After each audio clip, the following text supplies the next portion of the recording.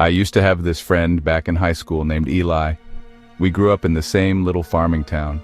We weren't neighbors or anything. My family lived on the other side of the valley, but we hung out most weekends. I'll tell you right now, Eli wasn't the kind of guy to make things up. He didn't even like horror movies. Always said his imagination was bad enough without feeding it. So when he told me about the knocks, I believed him, but I didn't really get it until I stayed the night. The first time he ever mentioned it, we were at lunch.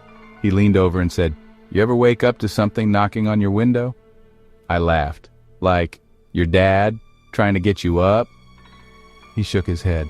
"No, like when you are on the second floor and you don't have a porch, and it's just a knocking on your glass window and it's a straight drop to the ground." I thought maybe it was a bird or something, but Eli got this dead serious look.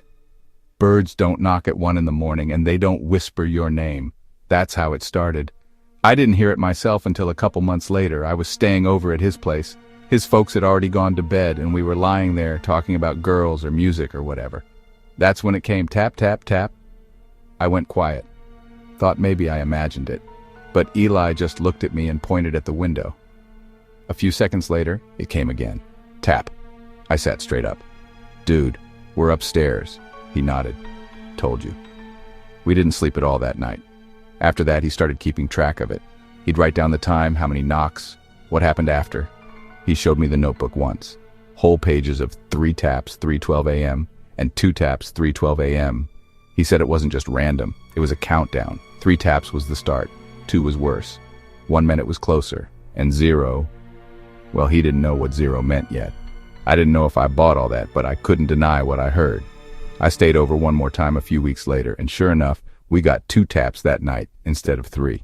And the sound wasn't even on the glass anymore. It was like it came from inside the wall. Senior year, Eli told me the countdown was speeding up. Used to be months between taps. Now it was happening every few days. He looked tired all the time, like he hadn't slept in weeks. I asked him if his parents noticed. He said they heard things sometimes, but they didn't like to talk about it. His dad just told him, "Don't answer voices outside and don't look at what you don't want to see." Not exactly comforting advice. The last time I saw Eli was in the fall, just after football season. I stayed over on a Friday night and he was on edge the whole evening. Kept checking the clock, kept glancing at the window. 3 last night, he told me. 2 the night before, tonight's 1. I didn't know what to say. I tried to joke it off, but when 1 a.m. rolled around, the knock came. Tap, just 1. Eli's face went pale. He wrote it down in the notebook with this shaky hand. 1, that means tomorrow's 0. I told him I'd come back the next night just to keep him company. He looked at me for a long time and then shook his head. "No, if it's 0, you don't want to be here." The next night his mom called my folks, said Eli was gone. They'd found his room torn up, the wall behind his bed cracked like something had busted through it. His dad searched the woods all night, called the sheriff, called everyone he knew.